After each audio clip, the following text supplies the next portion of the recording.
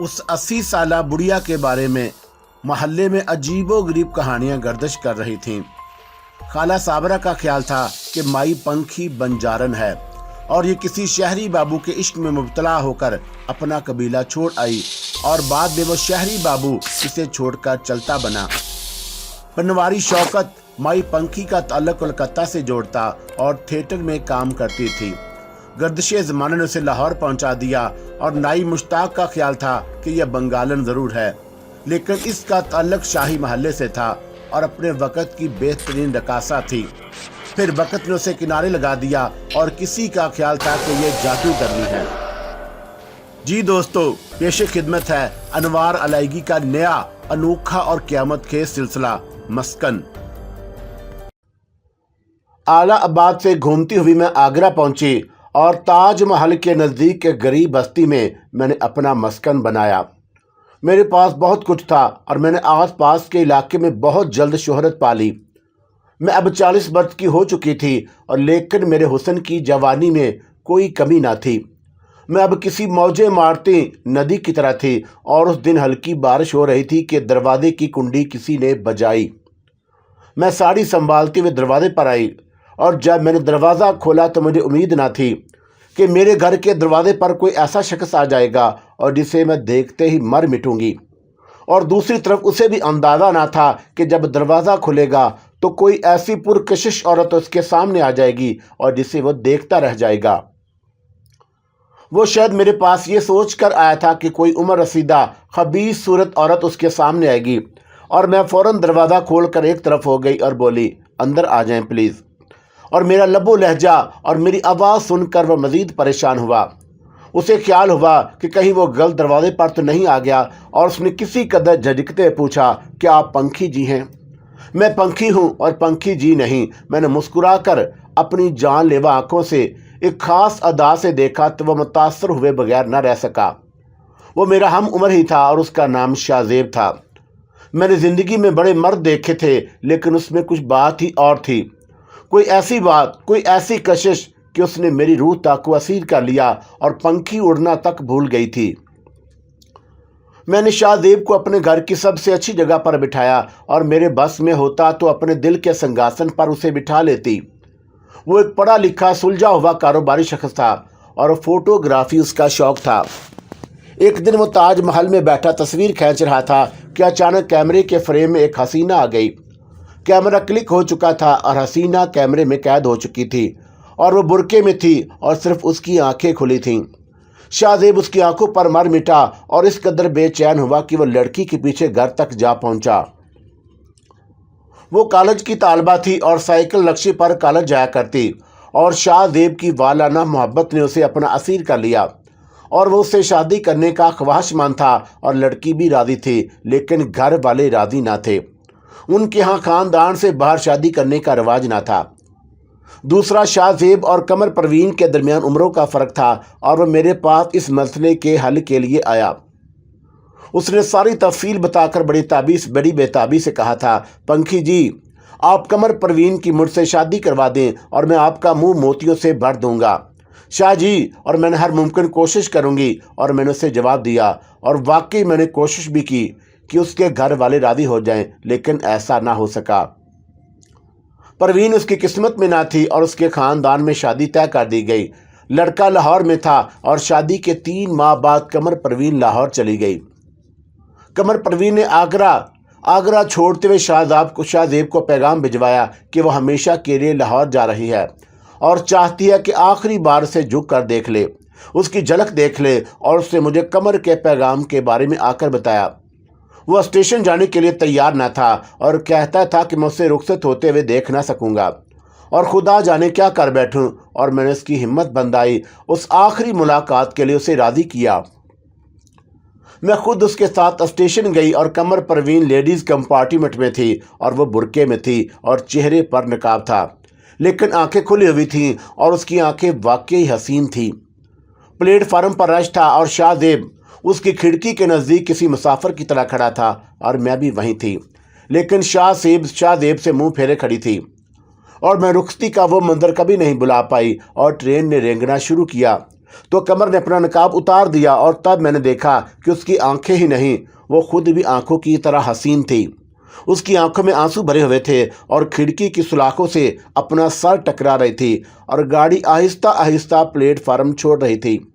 سلاخوں سے سر ٹکراتے دیکھ کر شاہ زیب کی حالت خراب ہو گئی اور جاتے ہوئے اس نے آخری بار شاہ زیب کی طرف پلٹ کر دیکھا اور اپنا نازک ہاتھ باہر نکال کر ہلایا اور آنکھوں سے اوجھل ہو گئی۔ شاہ زیب نے آگے بڑھ کر ریل گاڑی میں چڑھنا چاہا، لیکن میں نے اس کا ہاتھ مضبوطی سے پکڑ لیا۔ نہیں شاہ زیب، اور پتہ نہیں کہ میرے لہجے میں کیا تھا اور وہ ٹھہر گیا اور اس کی آنکھوں میں آنسو بھرے تھے۔ میں نے اپنی ساڑی کے پلو سے اس کی آنسو بھری آنکھیں صاف کیں اور اسے اپنے گھر لے آئی۔ اسے کسی طور قرار نہ تھا اور میرا خیال تھا کہ وقت گزرنے کے ساتھ اسے قرار آ جائے گا اور وہ قمر پروین کو بھول جائے گا، لیکن ایسا نہ ہو سکا اور وقت گزرنے کے ساتھ اس کا غم کم ہونے کی بجائے گہرا ہوتا گیا۔ اور پھر ایک دن اس نے عجیب فیصلہ کیا۔ اس نے لاہور جانے کی ٹھان لی اور میں نے اسے بہت سمجھایا کہ اس کا لاہور جانا ٹھیک نہ ہوگا اور قمر کی شادی ہو چکی ہے اور تم اگر وہاں جا کر اسے ملو گے تو اس کی زندگی تباہ ہو جائے گی اور اسے بھول جانا ہی بہتر ہے۔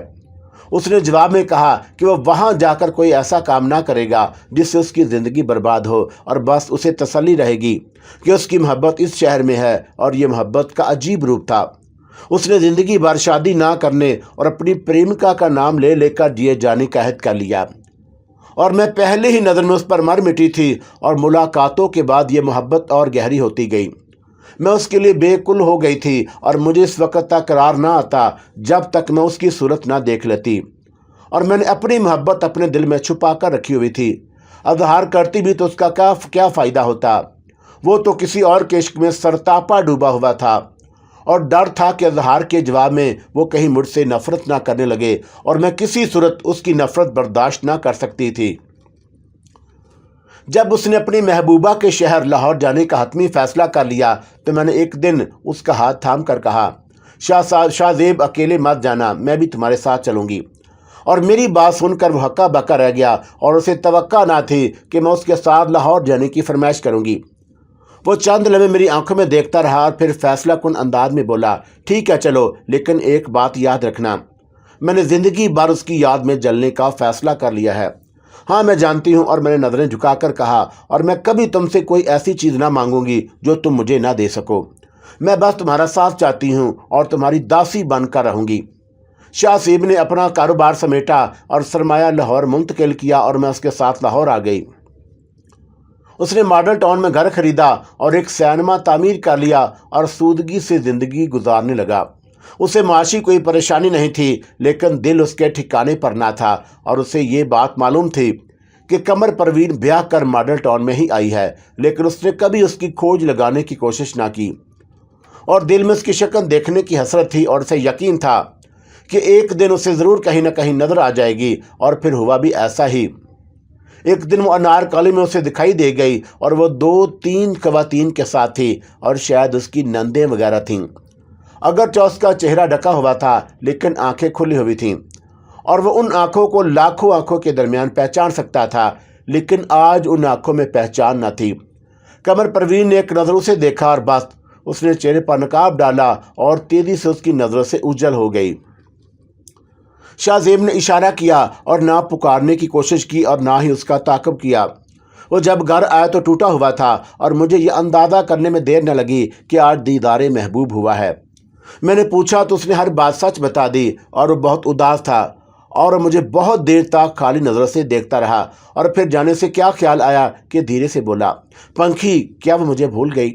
اور میں نے بڑے یقین سے کہا، نہیں شاہ زیب، وہ تمہیں بھولی نہیں، اور وہ تمہیں کبھی بھول بھی نہیں سکتی، لیکن وہ یہ ضرور چاہتی ہے کہ تم اسے بھول جاؤ اور اپنا گھر بسا لو۔ میں ایک اجڑا ہوا دیار ہوں، اور اجڑا دیار بھی کبھی بستا ہے، اور وہ مجھے بے شک بھول جائے، میں اسے کبھی نہیں بھولوں گا۔ اور اس نے فیصلہ کن انداز میں کہا، سچی بات یہ تھی کہ میں چاہتی تھی کہ وہ قمر پروین کو بھول جائے، میرا ہو جائے، اور میں اس کے لیے مسلمان ہونے کو تیار تھی۔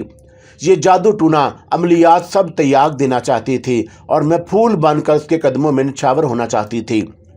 جب میں اسے اس بات اپنے دل کی بات کہتی تو میری بات سن کر پھیکی سی ہنسی ہنس دیتا، اس محبت کے 100 روپ ہیں، اور ایک وہ محبت تھی جو قمر اور شاہ زیب کے درمیان تھی، اور وہ ایک دوسرے کی چاہت میں گم تھے۔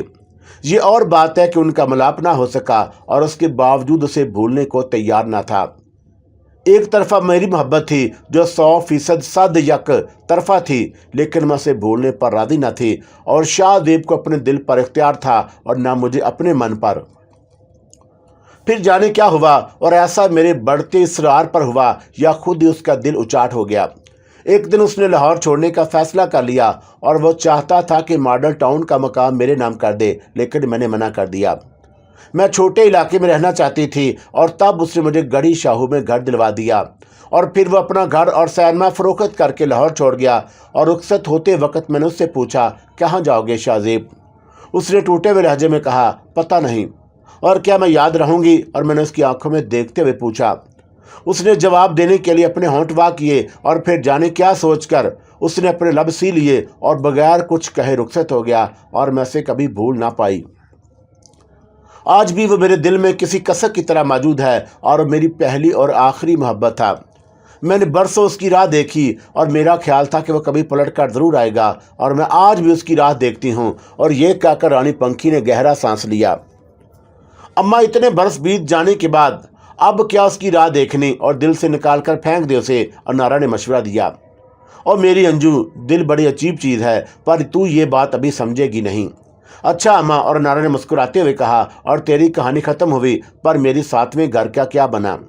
تیرا 7واں گھر یہی ہے جہاں تو بیٹھی ہے، اور تجھے میں نے بتایا تو تھا، کہ رانی پنکھی بولی۔ اماں، میں اس گھر میں آئی کیسے؟ اور نارا اپنی زندگی کے بارے میں بے چین تھی۔ اب میں تیرے بارے میں بتاتی ہوں کہ تو کون ہے اور آئی کہاں سے۔ اور رانی پنکھی نے پہلو بدلتے ہوئے کہا۔ اس کا خیال تھا کہ کندھے پر ہاتھ رکھنے والا ضرور بابا دنیا ہے، لیکن وہ بابا دنیا نہ تھا، اور اس کا دوست وقار تھا۔ وقار کو دیکھ کر جہاں آبر حیران ہوا، وہاں اسے بے انتہا خوشی بھی ہوئی، اور دونوں ایک دوسرے سے لپٹ گئے اور دیر تک لپٹے رہے۔ آبر، تو یہاں کہاں؟ اور وقار نے الگ ہوتے ہوئے پوچھا۔ اور تو لاہور میں کیا کر رہا ہے؟ اور آبر نے جواب دینے کی بجائے سوال کیا۔ اور مجھے یہاں بینک میں ملازمت مل گئی ہے، وقار نے بتایا۔ کب سے ہو یہاں؟ ابھی پچھلے مہینے آیا ہوں، لیکن تو یہاں کیا کر رہا ہے؟ یار مت پوچھ کہ مجھ پر کیا گزری، اور میں اپنی جان بچا کر بھاگا ہوں، اور کتنا اچھا ہوا کہ تو مجھے مل گیا، اور اللہ جو کرتا ہے بہتر کرتا ہے۔ چل پھر میرے ساتھ چل۔ وقار نے اس کا ہاتھ پکڑ کر سیڑھیاں چڑھنا شروع کی۔ فاتح پڑھ لیں اور پھر نکلتے ہیں یہاں سے۔ اور فاتح پڑھنے کے بعد جب وہ داتا دربار کی سیڑھیاں اتر رہے تھے تو آبا نے پوچھا، تم یہاں کہاں ٹھہرے ہو؟ فی الحال تو میں گڑھی شاہو میں چچا کے گھر مقیم ہوں، اور چچا چاہتے ہیں کہ میں مستقل ان کے ساتھ رہوں، لیکن ابو کی ہدایت تھی کہ میں لاہور جا کر جلد از جلد کہیں اپنا ٹھکانہ بنا لوں، اور چچا کے گھر کے نزدیک ہی 2 کمرے کا مکان مل گیا ہے، اور 1-2 دن میں وہاں شفٹ ہو جاؤں گا۔ اور یہ تو بہت اچھا ہے، اور 2 کمرے کا مکان ہے، اور پھر میں تیرے ساتھ ہی ایڈجسٹ ہو جاؤں گا۔ اور آبا نے مستقل کی پلاننگ کرتے ہوئے کہا، ہاں ٹھیک ہے۔ وقار بھی ہنستے ہوئے بولا۔ پھر وقار آبر کو اپنے ساتھ لے کر چچا سلمان کے ہاں پہنچا، اور آج چھٹی کا دن تھا۔ وقار کے چچا اور اس کے کزن وغیرہ سب بھی گھر پر تھے، اور وقار نے آبر کو ان سے ملایا اور بتایا کہ میرا یہ دوست کراچی سے ملازمت کی تلاش میں آیا ہے، اور اب یہ میرے ساتھ ہی رہے گا۔ دوپہر کا کھانا کھا کر وقار نے اپنے گھر کی چابی لی اور آبر کو اپنے ساتھ لے آیا، اور کمرے میں ایک بیڈ موجود تھا، اور دونوں آرام سے لیٹ گئے۔ تب آبر نے وہاں سے سلسلہ جوڑا جہاں سے وقار واقف نہ تھا۔ اس نے آرزو سے ملاقات سے لے کر ڈاکٹر اعتبار کے خفیہ ٹھکانے اور اس کے تجربے اور فارم ہاؤس سے دبئی کے لیے روانگی اور راستے سے فرار ہو کر داتا دربار تک پہنچنے تک ہر بات اس کے گوش گزار کر دی۔ اس کی روح داد سن کر وقار سناٹے میں آ گیا اور حیرت یاد کہ تجھے جو ملا وہ فراڈ ہی ملا۔ وقار، تو جانتا ہے کہ میں نے کبھی کسی کو نقصان نہیں پہنچایا، اور پھر میرے ساتھ ایسا کیوں؟ اب تو سب کے ساتھ فراڈ کرنا شروع کر دے اور پھر سب ٹھیک ہو جائے گا۔ اور جانے دے یار، اب میرے ساتھ دنیا بری ہے تو میں کیا ان جیسا کیوں بن جاؤں؟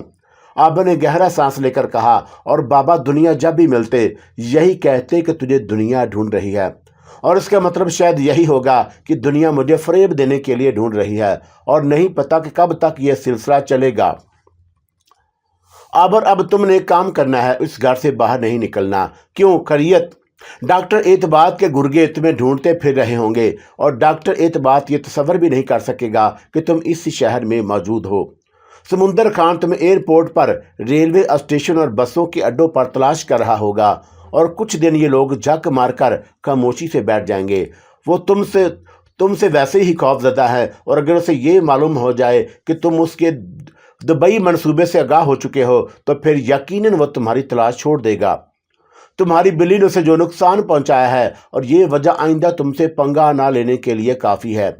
पर यार वो बिल्ली कहाँ है और ज़रा मुझे भी दिखा, वकार ने शरारत से कहा। बिल्ली थैले में है और आबा ने हंस कर जवाब दिया। और थैले से कब बाहर आएगी? पता नहीं, आबा ने कंधे उचकाए। और बिल्ली है या ताशकंद का मुआहदा? और वकार ने बेड से उठते हुए कहा। अच्छा, और मैं चचा के घर जा रहा हूँ और तुम यहीं रहो। मैं बाहर से ताला लगाकर जा रहा हूँ, अब तुम मेरे कैदी हो। और इतना कहकर वो हंसता हुआ चला गया। कैदी तो अनारा भी थी, लेकिन अब उसकी रिहाई के दिन करीब थे और उस सवाल के जवाब में अनारा कौन है और रानी पंखी ने लब खोले तो अनारा मुंह खोले रह गई। एक ज़माने में रानी पंखियों को सांपों से बेहद दिलचस्पी थी और ठट्टा के नवाज से एक सपेरा बख्शू खान उसके पास आया करता और वह काला जादू सीखने चक्कर में उसका चेला बन गया था। सांपों के बारे में बख्शू का इल्म बहुत गहरा था और रानी पंखी को अपने अमल के लिए मखसूस सांप दरकार थे और बाहमी दिलचस्पी ने दोनों को एक दूसरे की ज़रूरत बना दिया। और बख्शू 2-3 माह के बाद ठट्ठा से लाहौर का चक्कर लगाता रहता और वह उसके लिए अंदरूनी सिंध से नायाब सांप पकड़ कर लाता। रानी पंखी उन इंतहाई जहरीले सांपों को खा कर चिल्ले काटा करती।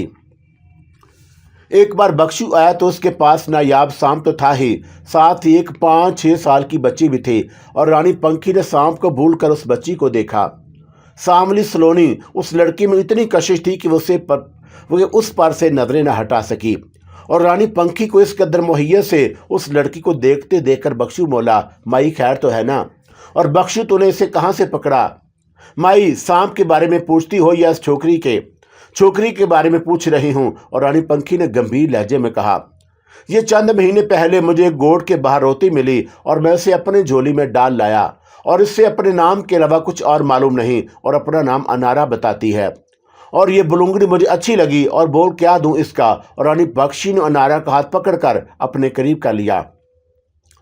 मई, तुम्हें अच्छी तरह पता है कि मैं क्या चाहता हूं। और बख्शू हंस कर बोला, नहीं, मुझे नहीं पता कि तू क्या चाहता है, जरा फिर से कह। और रानी पंखी ने कहा, मुझे सोना बनाने की तरकीब बता दे। और बख्शू ने अपनी शदीद कवाहश फौरन दोहरा दी।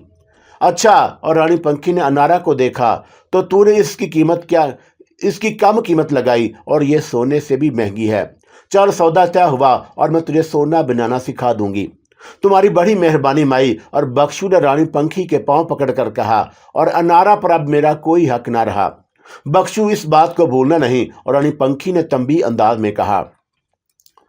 रानी पंखी ने अनारा के वक्त बख्शू को सोना बनाने की तरकीब सिखा दी, लेकिन वो जानती थी कि जो इस चमकती चीज के फेर में पड़ जाता है वो बर्बाद हो जाता है। और बख्शू नुस्खा कीमिया लेकर गया तो फिर वापस ना पलटा। रानी पंखी ने अनारा का नाम तब्दील करके अंजला कुमारी रख दिया और फिर वो अंजला से अंजू हो गई। और रानी पंखी मैट्रिक पास थी। उसने अनारा को घर पर पढ़ाया लिखाया और उसकी तरबियत की। और जब अनारा 12 साल की हुई तो बग्गा ने उसे कैद करने का मशवरा दिया। उसने कहा कि देख पंखी, ये 12 वर्ष की हो गई है और इसे हर बात का शऊर आ गया है। ये किसी भी दिन घर से निकल जाएगी और खुद ना गई तो तेरे पास आने वाले लोगों में से कोई इसे ले उड़ेगा और ये बहुत कीमती वाला है, इसे बिल्ली बनाकर रख। और इस तरह ये महफूज भी हो जाएगी और वक़्त पर हमारे काम भी आ जाएगी। बग्गा, तू क्या चाहता है? बता दूंगा, परेशानी क्या है। और तब बग्गा के इसरार पर अनारा को बिल्ली के रूप में कैद कर लिया गया। और कैद करने का अमल इतना आसान ना था, लेकिन रानी पंखी को इस अमल से गुजरना पड़ा। वो नहीं चाहती थी कि अनारा, जिससे उसे मोहब्बत हो गई थी, उसके हाथ से निकल जाए और बग्गा क्या खेल खेल रहा है उसे इस बात का अंदाजा ना था। 16वां साल मुकम्मल होते ही बग्गा ने जो फरमाइश की उसने रानी पंखी के 14 तबक रोशन कर दिए। उसने बेअख्तियार होकर कहा, नहीं बग्गा, ऐसा नहीं हो सकता। और उसकी बात सुनकर रानी पंखी को बहुत तकलीफ पहुंची और अनारा पहले जन्म जली थी और उसकी जिंदगी में दुखों के सिवा कुछ था ही नहीं।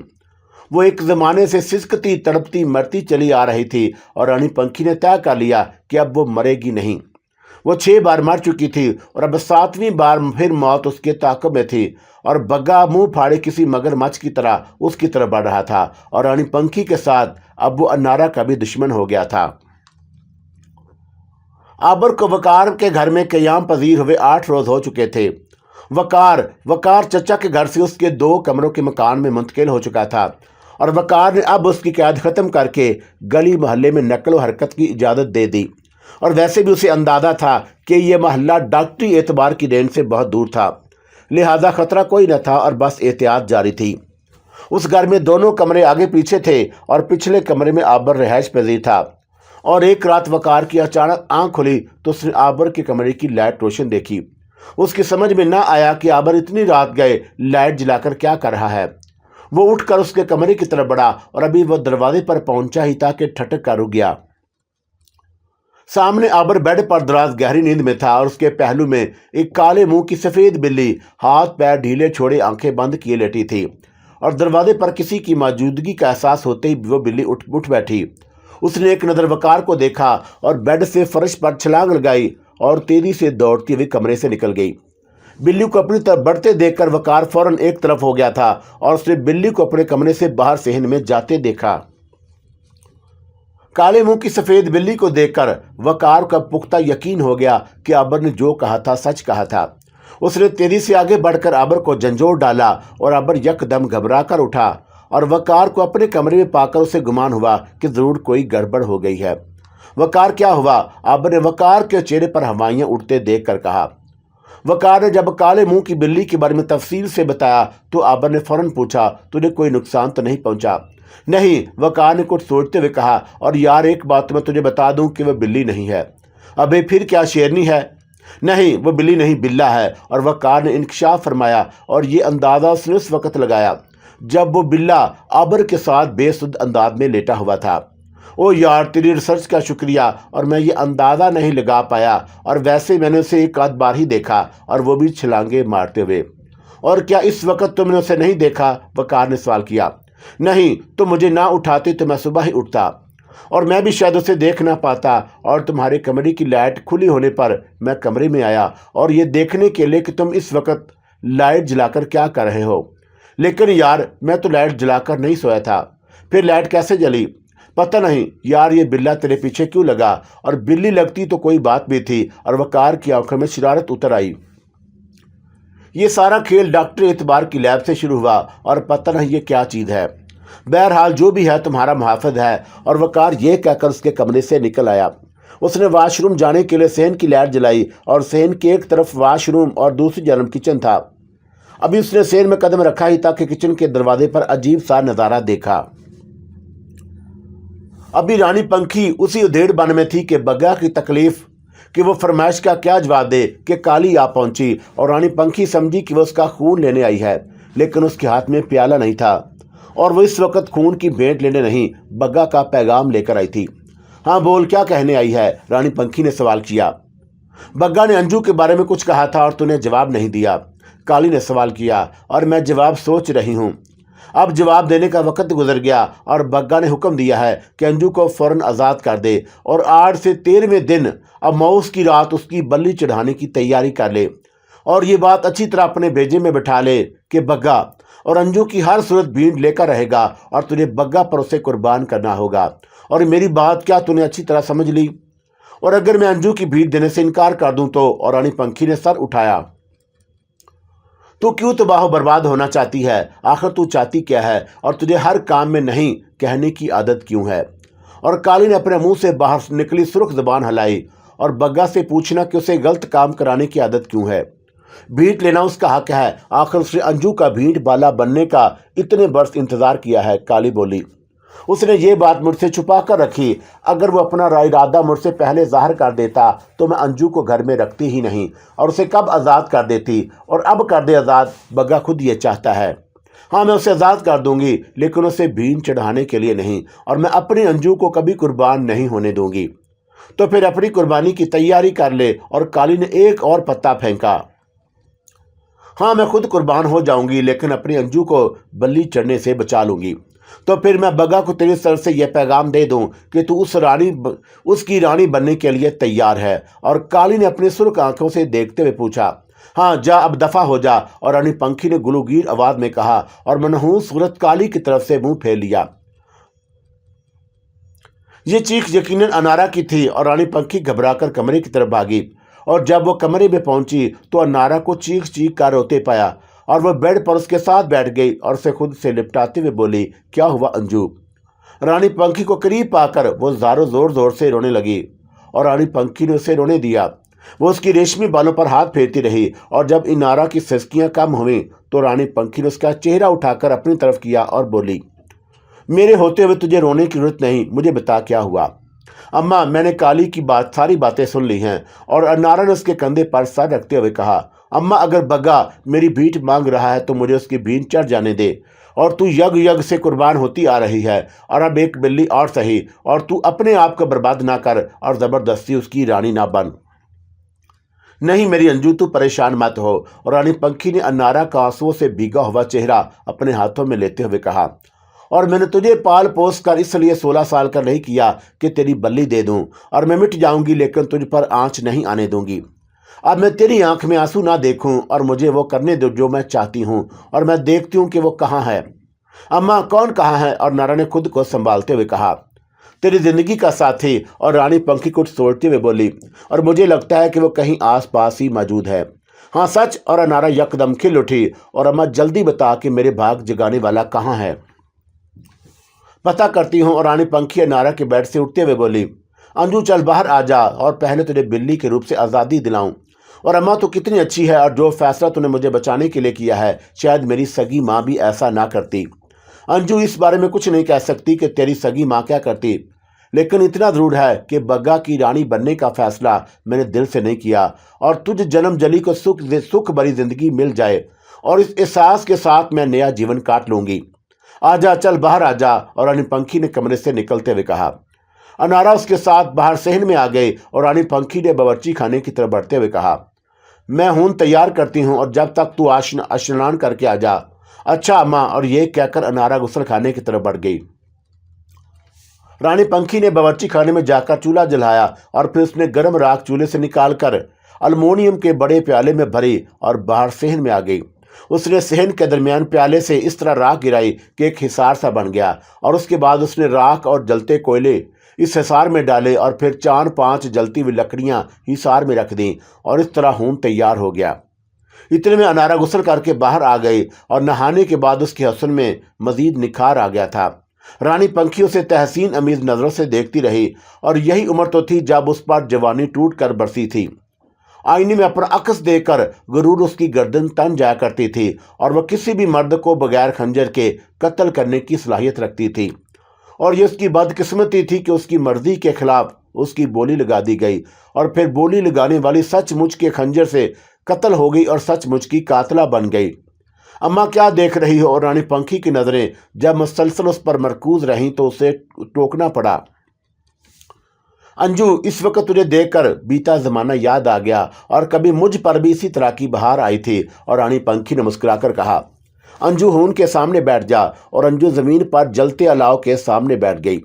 रानी पंखी ने एक जलती लकड़ी अलाव से निकालकर उसके चारों तरफ घुमाई, और फिर कुछ पड़ते हुए लकड़ी अपनी जगह रख दी, और जलती लकड़ी वापस रखते ही अनारा को अपने अंदर एक आग सी लगती महसूस हुई। आ अंजू, आ अंजू। और रानी पंखी ने आंखें बंद करके जोर से आवाज लगाई।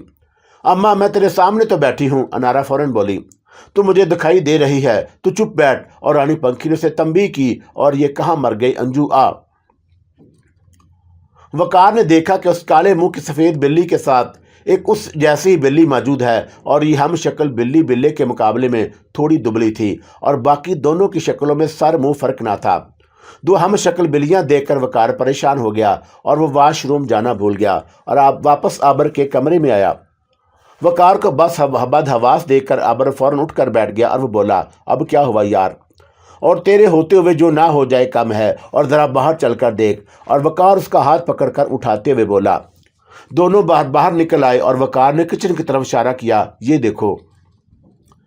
आबर ने किचन के दरवाजे की तरफ देखा तो वहां उसे कुछ नजर न आया और वकार ने घूम फिर कर चारों तरफ देखा, हत्ता कि वो वॉशरूम में भी झांक आया, लेकिन वो दोनों कहीं मौजूद ना थे। यार ये क्या चक्कर है, हुआ क्या, कुछ बताओ तो सही। और आबर ने वकार को कोने बचालों में कुछ ढूंढते पाकर पूछा। यार यहाँ कुछ किचन के दरवाजे पर दो हम शक्ल बिल्ला बिल्ली एक साथ बैठे हुए थे और दोनों के मुंह काले और जिस्म सफेद थे। यार अबर मैं झूठ नहीं बोल रहा, और इतनी देर में जाने वो किधर चली गई, वकार परेशान होकर बोला। इसमें परेशान होने की क्या बात है, और मेरे कमरे से बाहर आने तक इतनी देर में वो कहीं भी छलांग मारकर जा सकते हैं। लेकिन मसला ये है कि मेरे बिल्ले ने एक हफ्ते में अपने जैसी बिल्ली ढूंढ ली। यार ये अपना बिल्ला तो बड़ा तेज निकला। और आबर ने हंसते हुए बात का रुख फेरा। बस फिर तो डूब मर चुल्लू भर पानी में। और वकार ने वॉशरूम की तरफ बढ़ते हुए कहा। और जब अंजू के साथ उसके शाम शक्ल बिल्ले ने भी बावर्ची खाने की छत से सहन में छलांग लगाई तो अनारा ऊपर हैरत ज़्यादा अंदाज में चीखी, और अम्मा ये तो 1 से 2 हो गई। और रानी पंखी ने दोनों को बगौर देखा और फिर मसरत भरे लहजे में बोली, ये 1 से 2 नहीं बल्कि 2 से 1 हुए हैं। हाय अम्मा ज़रा गौर से देख, और तेरी आंखों ने काम करना छोड़ दिया क्या? और मुझे तो ये 2 ही नज़र आ रही हैं, बिल्कुल एक जैसी। बेवकूफ़ लड़की, ये बात मैंने गौर से देखने के बाद ही कही है कि ये 2 से 1 हुए हैं, और इनमें से एक बिल्ला है। और अब मुझे कुछ बताने की जरूरत नहीं, और जो काम मुझे करना था वो अंजू करके आ गई। वो आ गया है और यहीं पास पड़ोस में है, और बस अब तेरे भाग जागने को हैं। अम्मा जल्दी बचा, उसकी शक्ल कैसी है? अनारा बेचैन होकर बोली। अबे ऐसे बेगुल ना हो और मुझे अपना काम करने दे, और बहुत जल्द सब कुछ तेरे सामने आ जाएगा, और पहले तू इस कैद से रिहाई तो पा ले।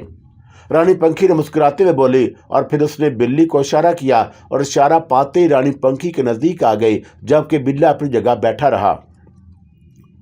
रानी पंखी ने एक जलती लकड़ी अलाव से निकालकर बिल्ली के चारों तरफ घुमाई, और फिर कुछ पड़ते हुए लकड़ी अलाव में रख दी, और उसके बाद उसने चांदी का भारी तावीज़ गले से उतारा और उस पर कुछ पढ़कर फूंका। फिर उसने वो तावीज़ अनारा की पेशानी पर रखा और उसे अंगूठे से दबाया। तावीज़ के पेशानी पर रखते ही अनारा को यूँ लगा जैसे उसके अंदर अलाव भड़क उठा हो और वह शोलों में गिर गई हो।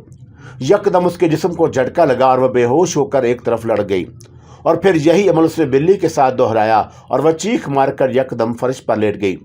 तब बिल्ली ने खौफजदा होकर बावर्ची खाने की छत पर छलांग लगाई और दरवाजे की दीवार पर दौड़ता हुआ गली में कूद गया। रानी पंखी ने उसे जाते हुए देखा, लेकिन उसे रोकने की कोशिश ना की, और फिर उसने चांदी का भारी तावीज़ गले में डाला और अपने लहंगे में टंकी सुई निकालकर अपनी उंगली पर मारी और खून के 3-4 कतरे जलते अलाव पर टिपकाए, और खून के कतरे आग पर गिरते ही वो यूं बुझ गई जैसे उस पर 100 लीटर पानी डाल दिया गया हो। अलाव बुझाकर वो अनारा की तरफ मुतवज्जा हो गई। अनारा आंखें बंद किए ईंटों के फर्श पर बेसुध लेटी थी, और वह इस वक्त बला की हसीन लग रही थी। रानी पंखी यकटिक उसे देखती रही और अपनी गुमशुदा जवानी उसमें ढूंढती रही, और फिर उसने सहन में लगे नलके से अपने चुल्लू में पानी लिया और उसे थोड़ा थोड़ा करके उसकी दोनों आंखों पर डाल दिया। पानी पड़ते ही अनारा की आंखों में जुम्बश हुई, और फिर उसने पट से दोनों आंखें खोल दी। उसने नजरें घुमाकर अंदाजा किया कि वो कहाँ है, और रानी पंखी पर उसकी नजर पड़ते ही वो उठकर बैठ गई। उसे अपना जिस्म बहुत हल्का फुल्का लगा, और फिर वो शादा फरहान उठकर खड़ी हो गई। काले मुंह की सफेद बिल्ली की आंखों पर जैसे ही पानी पड़ा और वो फौरन उछल कर बैठ गई। रानी पंखी ने झुक कर उसे उठा लिया और उसे प्यार करके अनारा की तरफ बढ़ा दिया, और अनारा ने उसे दोनों हाथों में उठाकर प्यार किया, और फिर उसकी आंखों में देखकर बोली, कहाँ है वो? और ये सुनकर काले मुंह की बिल्ली उसके हाथों में कसमसाई और फिर फिसल कर फर्श पर कूदी, और वहां से उसने बावर्ची खाने की छत पर छलांग लगाई और दरवाजे की दीवार पर दौड़ती हुई गली में कूद गई। बिल्ली के जाने के बाद रानी पंखी अनारा की तरफ बढ़ी और उसे गले लगाकर बहुत देर तक खड़ी रोती रही। आबर को वो ख्वाब सुबह सादक में नजर आया था, और एक मर्तबा फिर उसने अपने दादा निसार अयूब को देखा, और ये ख्वाब बहुत साफ और वादे था, और जब उसकी आंख खुली तो उसे यूं महसूस हुआ जैसे दादा भी उसके सराहने से उठ कर गए हों, और उसे दादा की कही हुई एक एक बात अच्छी तरह याद थी, और दादा ने उसे जो कुछ बताया वो आबर को हैरान करने के लिए काफ़ी था। दादा की इसरार खोलती बातें, आंखें खोलती हदायतें और गिरहें खोलते इंकशाफात उस ख्वाब ने उस पर सख्ता तारी कर दिया, और उसे उन्हें अंदाजा था कि आगे क्या होने वाला है। वकार के दफ्तर जाने के बाद जब वो दरवाज़ा बंद करके पलटा तो उसने किचन के दरवाजे पर दो हमशक्ल बिल्लियों को देखा और आबर को यह अंदाज़ा करने में देर न लगी कि उनमें एक बिल्ला है और वकार ने जो देखा था अब वो खुद उसके सामने था और किसी किस्म की तरदीद या शुबे की गुंजाइश ना रही। वो दोनों को बगौर देखता रहा और कमरे में दाखिल हो गया। उन दोनों की शक्ल सूरत में कोई फ़र्क ना था और सवाए जिसामत के और बिल्ले के मुकाबले में बिल्ली स्मार्ट थी। आबर के बेड पर बैठते ही वो दोनों हमशक्ल बिल्लियां भी कमरे में आ गईं और बेतकल्फी से बेड पर चढ़कर बैठ गईं। बिल्ला ज़रा फासले पर था लेकिन बिल्ली उसके खासा नज़दीक थी और मुंह उठाकर उसकी तरफ बड़े अजीब अंदाज में देख रही थी। आबर ने जो ही उसकी तरफ हाथ बढ़ाया तो बिल्ली ने फौरन बेड से छलांग लगाई और कमरे से निकल गई। बिल्ली को जाते देखकर बिल्ली के जिस्म में भी हरकत हुई और वह भी बेड से कूदकर फर्श पर आया और तेजी से दौड़ता हुआ कमरे से निकल गया। आबर जब उठकर बाहर आया तो दोनों घर से गायब हो चुके थे। आबर उन्हें घर में ढूंढने की कोशिश नहीं की और उसे पक्का यकीन था कि वो दोनों अब घर में नहीं। और शाम को वकार दफ्तर से आया तो आबर ने उन दोनों की आमद की इत्तला बहम पहुंचाई और वकार ने उनकी शक्ल सूरत की तस्दीक की और फिर हंसकर बोला, तूने यार ठीक कहा था कि तेरा बिल्ला बड़ा तेज निकला और एक हफ्ते में एक ज़बरदस्त हसीना फंसा लाया और वैसे ये केस कुछ समझ में नहीं आया और मैं भी तुझे जो बताने वाला हूँ वो सुनकर तेरी आंखें ज़रूर फट जाएंगी। और आबर उसकी तरह मुस्कुराते हुए कहा, और फिर तू कहेगा यार तेरा केस भी समझ में नहीं आया और मुझे लगता है जैसे मेरी अकल गुम हो जाने को है। और वकार अपना सर पकड़ कर बोला। सफ़ेद बिल्ली और बिल्ला एक साथ खुले दरवाजे से अंदर दाखिल हुए और नारा और रानी पंखी चारपाई पर बैठी थीं और वह दोनों रानी पंखी के पैरों में आकर बैठ गए। अंजू, क्या तुझे कुछ महसूस हुआ? रानी पंखी ने नारा की तरफ देखा। नहीं अम्मा, दरवाज़ा तो पूरा खुला है ना? रानी पंखी ने फिर पूछा। हाँ अम्मा, दरवाज़ा पूरा खुला है, मैं खुद खोल कर आई हूँ। बस फिर वो आया ही चाहता है। और रानी पंखी ने नारा के गले में बाजू डालते हुए कहा, हाय अम्मा, और मेरा दिल बड़े ज़ोर से धक धक कर रहा है। और इतने में खुले दरवाजे के कवाड़ को किसी ने आहिस्ता से बचाया। ले वो आ गया और रानी पंखी की खुशी दीदने थी और फिर वो उठते हुए बोली, अंजू तू बैठ, मैं उसे लाती हूँ। और यह कहकर वह दरवाजे की तरफ बढ़ी। आबर खुले दरवाजे के दरमियान खड़ा रानी पंखी को अपनी तरफ आते देख रहा था और उसने सफ़ेद कमीज और काली पैंट पहनी हुई थी। और जैसे ही रानी पंखी की नज़र आबर पर पड़ी और एक लम्हे को उसे अपना दिल बंद होता हुआ महसूस हुआ। उसे फ़ौरन अपना शाहजेब याद आ गया और नौजवानी में वो बिल्कुल ऐसा ही लगा होगा। तुम कौन हो और कहाँ से आए हो? और रानी पंखी ने उसकी आंखों में देखा। मेरा नाम आबर है और मैं आया नहीं भेजा गया हूँ। और आबर ने उसी अंदाज में जवाब दिया। चारपाई पर बैठी अनारा ने उसकी दिलकश आवाज़ सुनी तो बेकल हो उठी। उसका जी चाहा कि फ़ौरन उठकर उसको देख ले, लेकिन वो उठ ना सकी। किसने भेजा है और क्यों? और रानी पंखी ने उसे अंदर आने का इशारा करते हुए कहा, मुझे मेरे दादा ने भेजा है और मैं अपनी अमानत लेने आया हूँ। और आबर ने सेन में कदम रखते हुए कहा, और माफ़ कीजिएगा, आप कौन हैं? मैं रानी पंखी ने अपने सीने पर हाथ रखा, और मैं तुम्हारी अमानत की अम्मा हूँ। और फिर मेरा आपको सलाम, और इसका मतलब है कि मैं सही जगह पहुँचा हूँ। और आबर आहिस्ता आहिस्ता रानी पंखी के साथ कदम उठा रहा था और साथ ही वो उस खसान रसीदा घर का जायज़ा भी लेता जा रहा था। हाँ, तुम ठीक जगह पहुँचे हो और मुझे तुम्हारा बेचैनी से इंतज़ार था। रानी पंखी ने यह कहकर उसे रुकने का इशारा किया और आवाज़ लगाई, आ अंजू आ। और अंजू तेज़ी से उठी और वो उस वक़्त काले ब्लाउज और सफ़ेद साड़ी में थी और उसने साड़ी का पल्लू सर पर रखा और नज़रें झुकाई रानी पंखी के पीछे आकर खड़ी हो गई। जी अम्मा। अरे मेरे पीछे क्यों छुपती है, सामने आ। और रानी पंखी ने नारा का हाथ पकड़कर उसे आगे किया और बोली, ए लड़के, ये है तुम्हारी अमानत, इसे अच्छी तरह देख लो और पहचान लो। और आबर की जब अनारा पर नज़र पड़ी तो उसे यूँ लगा जैसे स्याह बादलों में कोई बिजली सी कूदी हो। ऐसा सांवला सलोना क़यामत के हुस्न उसने पहले भला कहाँ देखा था और उसकी आंखें खैरा हो गईं। ऐसी चकाचौंध हुई कि एक लम्हे को उसकी आंखों में से सब उजल हो गया और अंधेरा सा छा गया। रानी पंखी ने अनारा का हाथ दबाया और कान में सरगोशी की, मेरे अंजू आंखें खोल। अंजू ने आंखें खोली तो उसका सांस ऊपर का ऊपर और नीचे का नीचे रह गया और वह पलकें झपकाना भूल गई। उसने अपनी इस जिंदगी में कोई मर्द कहाँ देखा था और उसकी जिंदगी तो रानी पंखी का बूढ़ा चेहरा देखते गुजरी थी।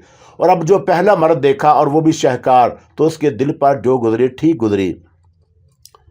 बोलो, क्या तुम दोनों ने एक दूसरे को देख लिया? और रानी पंखी ने सवाल किया। मैंने तो देख लिया, आबर हंस कर बोला। हाँ अम्मा, मैंने भी, और अनारा ने धीमे लहजे में कहा। और क्या तुम दोनों ने एक दूसरे को पसंद कर लिया? और रानी पंखी ने फिर सवाल किया। हाँ, बहुत अच्छी तरह और बहुत प्यारी, और आबर की होंठों पर शोक मुस्कुराहट थी। हाँ अम्मा, और अनारा ने मुख के साथ जवाब दिया। आगे आओ बेटा, और रानी पंखी ने आबर से कहा। आबर 2 कदम आया और रानी पंखी ने अनारा का हाथ उसकी तरफ बढ़ाते हुए कहा, और तुम्हारी अमानत मैंने तुम्हें सौंपी, अब इस पर मेरा कोई हक ना रहा, आगे तुम्हारी मर्जी। अभी अपने साथ ले जाओ, या 2 दिन के बाद ये तुम्हारी हुई, इसे कबूल करो। और आबर ने बिला झिझक उसका रेशमी जैसा हाथ अपने मजबूत हाथ में ले लिया और पूरे एतमाद लहजे में बोला, मैंने कबूल किया। इसका सदा ख्याल रखना। और रानी पंखी ने भीगी आंखों से कहा, और मैं इन्हें अपने दिल से लगा कर रखूंगा, आबर ने वादा किया।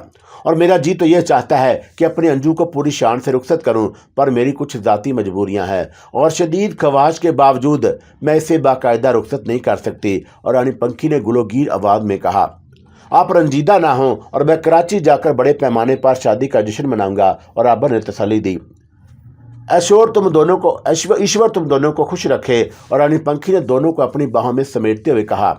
और फिर आबर ने अनारा के साथ रानी पंखी की कई तस्वीरें अपने मोबाइल फ़ोन से उतारीं। और उसके बाद उसने रानी पंखी से कहा, और यूं तो इस वक्त भी मैं इन्हें अपने साथ ले जा सकता हूं, लेकिन 2 दिन मुझे मिल जाएं तो मैं इन्हें यहाँ से सीधा एयरपोर्ट ले जाऊंगा। ये तो बहुत अच्छा होगा, और इस तरह 2 दिन और अंजू को मेरे साथ रह लेगी। और रानी पंखी खुश होते हुए बोली। कराची एयरपोर्ट से जब आबर बाहर आया तो उसने अपनी पूरी फैमिली को अपना मुंतज़िर पाया। साइमा के साथ उसका शोहर असलम और बच्चे भी मौजूद थे। अली निसार और नाजरीन गैर मुतवक्का तौर पर खुश थे, और आबर ने लाहौर से चलने से पहले अपनी अम्मा को हर वो बात बता दी थी जिसका बताया जाना ज़रूरी था। और दादा का नाम सुनकर हर आदमी ठंडा हो गया था। और अगर आबर अपने तौर पर अनारा को इस तरह ले जाता तो यकीनन उस पर घर का दरवाज़ा बंद हो जाता, और दरवाज़ा बंद करने वाला पहला शख्स अली निसार होता। अब क्योंकि दरमियान में उनके वालिद मोहतरम आ गए थे, लिहाजा नफरत दिल में ना रही थी, लेकिन तजस्सुस शिद्दत अख्तियार कर गया। और आखिर ऐसा उस लड़की में क्या था कि निसार अयूब ने बहू बनाने का अंदेशा दिया था। सबसे पहले उस पर साइमा की नज़र पड़ी, और सफ़ेद साड़ी के ऊपर अनारा ने काली चादर लपेट रखी थी और पेशानी पर पल्लू खींच लिया था, और जिससे उसका चेहरा बड़ी हद तक छुप गया। अम्मी, ये आबर क्या चीज़ उठा लाया? और साइमा ने अपनी सफ़ेद साड़ी में देखकर माँ के कान में सरगोशी की। साइमा, ये मत बोलो कि ये तुम्हारे दादा का इंतखाब है। और नाज़रीन ने हल्की सी सरजश की। आबर अनारा को लेकर नाज़रीन के दरवाजे तक आया और अनारा की तरफ इशारा करके बोला, अम्मी, ये आपकी अमानत, आजा मेरी बच्ची। और नाज़रीन ने फौरन अनारा को अपने गले से लगा लिया। आबर फिर अपने बाप अली निसार की तरफ बढ़ा और सलाम करके उनके सामने झुक गया। अली निसार ने उसके सर पर हाथ फेरा और साइमा उससे बेख्तियार लिपट गई। असलम ने उसे गले लगाया और आबर ने साइमा के बच्चों को प्यार किया, और फिर ये छोटा सा काफिला अपनी मंजिल की जानब बढ़ा। साइमा और नाज़रीन ने दिन रात एक करके 6-7 दिन में शादी की तैयारियां मुकम्मल कर लीं, और सब की ख्वाहिश थी कि शादी खूब धूमधाम से हो। लेकिन मसला ये था कि ख़ानदान के लोगों को लड़की के बारे में क्या बताया जाए, और अनारा का तो आगे पीछे कोई न था नहीं। लोग यही समझते कि आबर अनारा को लाहौर से भगा लाया है, और किसी से क्या कहते, जबकि अनारा का घरेलू पस मंज़र इंतहाई पेचीदा और नाकाबिल यकीन था। तब यही सोचा गया कि शादी की तकरीब शादी हाल में करने की बजाय महदूद पैमाने पर ही कर ली जाए, और मार पीछे पुकार है। साइमा पहले दिन ही अनारा को अपने घर ले गई और आबर पर मुलाकात की पाबंदी लगा दी गई। अनारा बहुत खुश थी, अलबत्ता रात को वह तन्हा होती तो बेख्तियार रानी पंखी याद आ जाती, और उसे यूँ महसूस होता जैसे वो उसके आस पास मौजूद है। रुखसत होते वक्त रानी पंखी ने चांदी का भारी तवीज़ उतार कर उसके हवाले कर दिया था, और रानी पंखी ने कहा था कि अंजू, ये तावीज़ अपने साथ ले जा और उसे समुद्र में फेंक देना, यह फसाद की जड़ है, और अगर मेरे किसी चेले के हाथ लग गया तो वह इसकी शक्ति को बर्दाश्त नहीं कर सकेगा और पागल हो जाएगा। और ताकत का इस्तेमाल भी वही शख्स कर सकता है जो खुद ताकतवर हो, और पी कर सब बहक जाते हैं, और असल वो जो पी कर ना बहके। और मेरे शागिर्दों में एक भी उसे संभालने वाला नहीं, और उसका समुंदर बुर्द हो जाना ही अच्छा है। वो तावीज़ अभी तक समुंदर के हवाले नहीं किया गया, और आबर चाहता था कि शादी हो जाए और फिर वो अनारा को समुंदर पर ले जाएगा, और इस तावीज़ को रानी पंखी की हदायत के मुताबिक समुंदर बुर्द कर देगा। और आबर ने उस तावीज़ को महफूज करके अपने कमरे में रख लिया था। अनारा और आबर को आए हुए अभी एक रात ही गुजरी थी कि निसार अयूब आबर के ख्वाब में आए। उन्हें आबर को सख्ती से डांट कर कहा, और ये क्या नहुसत तुमने अपने कमरे में रख छोड़ी है, इसे फौरन समुंदर बुर्द करो। और तब आबर सुबह उठते ही सैमा के घर पहुंच गया और उसने वहां से अनारा को लिया और हाकस बे पहुंचा। और सैमा भी जिद करके उनके साथ आ गई थी और अनारा ने समुंदर पहली बार देखा। समुंदर की वसत और उठती हुई लहरों के शोर ने उसे गुमसुम सा कर दिया, और अभी वो किनारे पर ही थे कि समुंदर की एक छोटी सी लहर ने अनारा के हसीन पांव को छुए तो वह बेख्तियार आबर से लिपट गई। सैमा ने हंसते हुए तंबीह की, ना भाई ना, इधर संसर मौजूद है और जरा इसका ख्याल रखें। अनारा जिस बेख्तियार अंदाज में आबर के करीब हुई थी, उसे कहीं ज्यादा तेजी से वो उससे अलग हुई और उसके सामने सलोने चेहरे पर शर्म की घटा छा गई। तब आबर ने अपने पैंट की जेब से निकालकर चांदी के उस तावीज को एक नजर देखा और वह खासी भारी था और पता नहीं ये वजनी चांदी का था या उसके अंदर कोई भारी चीज मौजूद थी। रानी पंखी ने हदायत की थी कि उसे पूरी ताकत से समुद्र में फेंका जाए और ये समुद्र में जितना दूर जाकर गिरे अच्छा है। समुद्र के हवाले करने के बाद वहां ठहरना नहीं, और आबर ने उसे मुट्ठी में दबाकर समुद्र की तरफ आगे बढ़ा तो सैमा ने पीछे से आवाज लगाई, आबर आगे जाने की क्या जरूरत है, यहीं से फेंक दो। आप ही थोड़ा सा आगे जाकर फेंक देता हूं और परेशान मत हो। और अभी वो थोड़ा ही आगे गया था कि उसे अपनी मुट्ठी गर्म होने का एहसास हुआ और वह तावीज ठंडा महसूस होने के बजाय आहिस्ता आहिस्ता गर्म होता जा रहा था। आबर को खतरा लाक हुआ कि कहीं तावीज अचानक इतना गर्म ना हो जाए और उसे हाथ से छोड़ना पड़े। तब वो 2 कदम पीछे हटा और पूरी ताकत से 2 कदम आगे बढ़कर क्रिकेट के बॉल की तरह समुद्र में फेंक दिया और उस पर नजरें जमा दी। चंद सेकंड तक वह फिजा में जाता दिखाई दिया और फिर अचानक गायब हो गया। आबर देखता रहा कि अब समुद्र में गिरे तब गिरे, लेकिन वो तावीज उसे पानी में गिरता दिखाई ना दिया और उस बात की तायद सैमा और नारा ने भी की और उन दोनों ने भी तावीज को समुद्र में गिरते ना देखा था।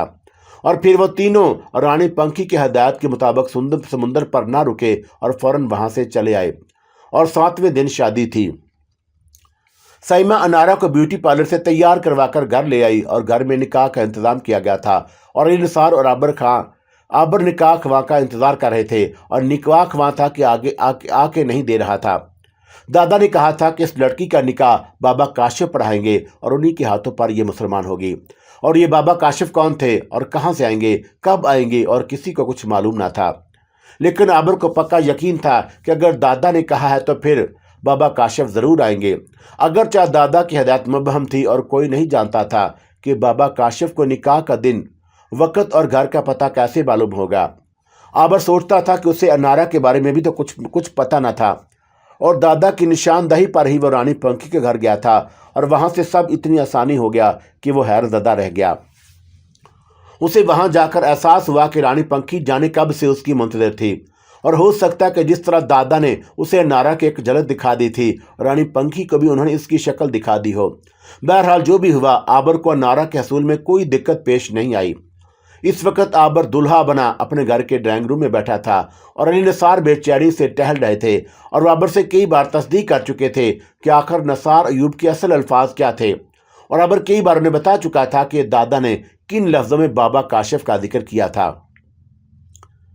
इंतजार जब हद से बड़ा और बाबा काशिफ की आमद ना हुई तो उन्होंने घर के लोगों से मशवरा किया और क्यों ना बाहर से किसी निकाह ख्वाह को लाकर निकाह पढ़वा दिया जाए। और जब पूरा घर इस बात पर मुतफिक हो गया और साइमा का शोर असलम निकाह ख्वाह को लाने चल दिया तो अचानक खुले दरवाजे से बाबा दुनिया दाखिल हुए और फिर वह बगैर रुके ड्राइंग रूम में आ गए। उन्होंने बुलंद आवाज में सलाम किया और आबर की जब उन पर नजर पड़ी तो वह हैरान रह गया। बाबा आप, तूने एक दिन हमसे हमारा नाम पूछा था और हमने बताया था हमसे घर चलने की फरमाइश की थी और हम नहीं आए थे और आज ये तेरी दोनों ख्वाहिशें पूरी हो गईं और बेचैन क्यों होता है? हम अपना नाम भी बता देते हैं, हमारा नाम काशिफ है, बाबा काशिफ। और आबर यकदम खुशी से चीखा।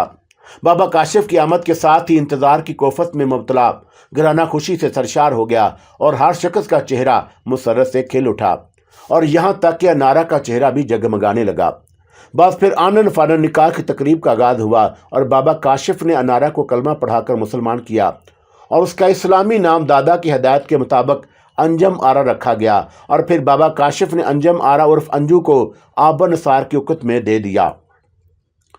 निकाह के बाद अली नसार ने खूबसूरत प्लेट में बहुत अदब से बाबा काशिफ को छुहारे पेश किए और उन्होंने एक छुहारा उठा लिया और थोड़ा सा खाया और फिर उस छुहारे को आबर को खिलाते हुए बोले, हम ना कहते थे कि दुनिया तुझे ढूंढ रही है, और बिलआखिर दुनिया ने तुझे ढूंढ ही लिया, और अंजम आरा तेरी दुनिया है और उसका ख्याल रखना, अब हम चलते हैं। और बाबा आपका बहुत बहुत शुक्रिया, आबर खड़े होते हुए बोला। बाबा आपका बड़ा करम और आपकी बड़ी अनायत। और अली निसार ने ममनून लहजे में कहा, बाबा हमने कुछ नहीं किया, और ये किया दरा मुजाहिद का है और प्रोफेसर मुजाहिद, और हम तो उसके हुक्म पर चले आए, वरना हमने कहाँ और निकाह खवानी कहाँ, और इतना कहा और ये जा वो जा। और बाबा काशिफ जिस तरह अचानक आए थे उसी तेजी से वापस चले गए।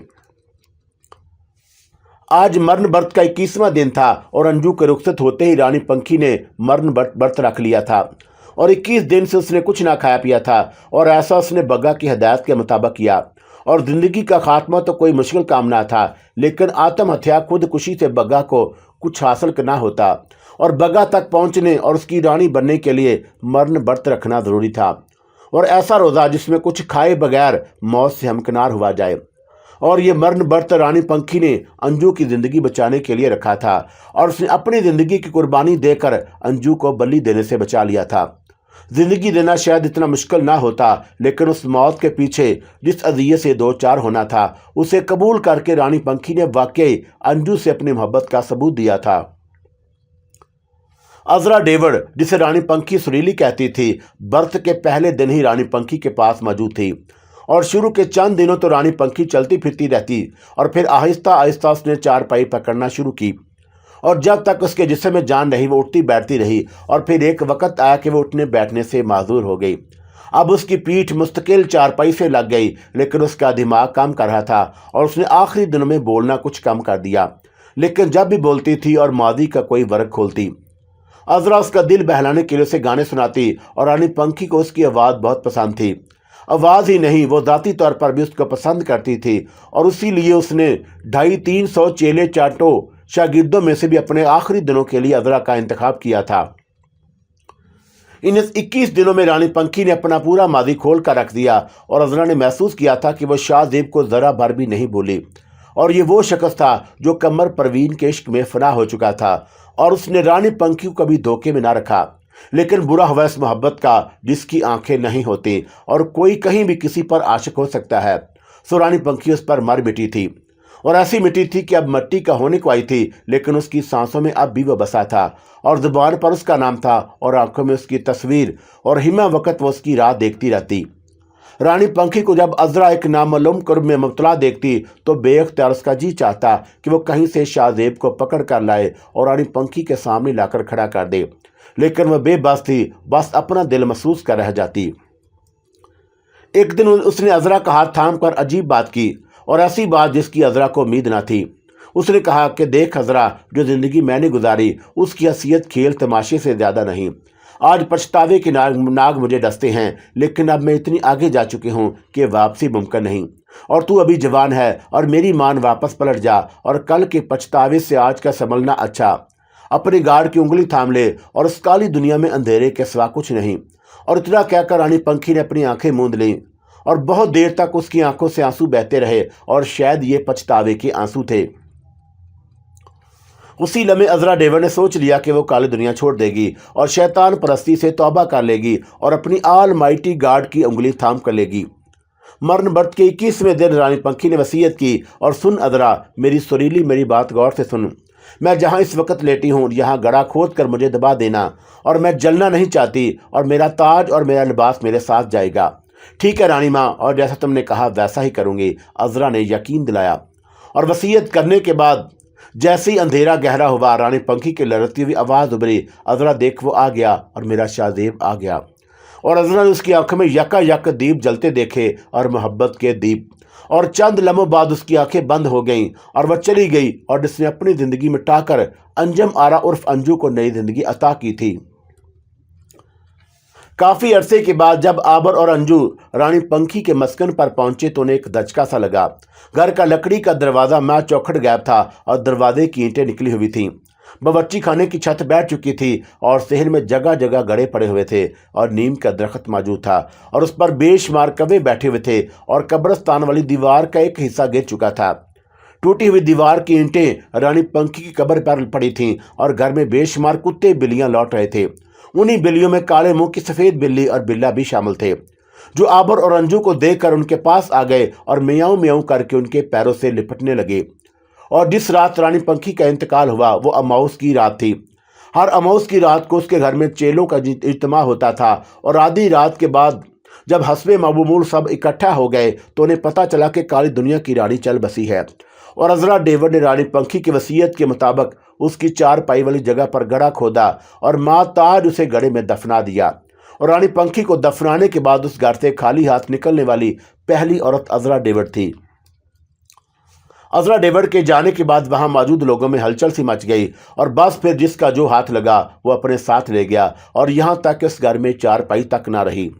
और जब कब्रिस्तान की दीवार के ज़ेरे साया बैठने वाले हीरोइनों ने चरसियों और जवारियों को बुढ़िया के चल बसने का इल्म हुआ तो उन्होंने थोड़ी सी दीवार तोड़कर घर के अंदर का रास्ता बना लिया और इस तरह रानी पंखी का मस्कन उन बदकमाशों की अमाजगाह बन गया।